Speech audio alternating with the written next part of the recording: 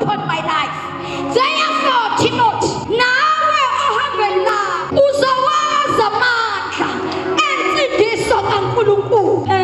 Uzoqala ambule imfihlakalo efihlwe ey'ntweni ezibukeka ziyi-ordinary. Kodwa kudingeka uhlobo lwemali ngalesi sikhathi oluzovuma ukuhlala noNkulunkulu.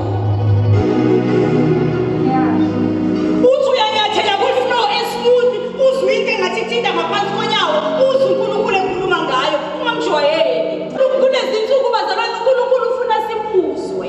Ngoba akusizi ukumuzwa khuluma, kodwa ungabi obedient. Ukenza into ngelinye ilanga uthi hayibo kanti uNkulunkulu njani? Ubona ukuthi yazi amazi siyanxusa e-altar. Uyabona wena muntu we-altar kufika isikhathi la khona izinto ongayithandazeli oyibizayo. Angeke ithonga elise-north lilanda ithonga elise-west.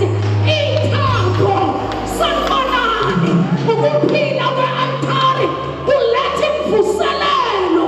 Umoya kaNkulunkulu kimi is crying. Sishumayeza abantu abarongo. Ngifike umprofeti wami ngifakazela. Ngifike to this point ethi I don't know.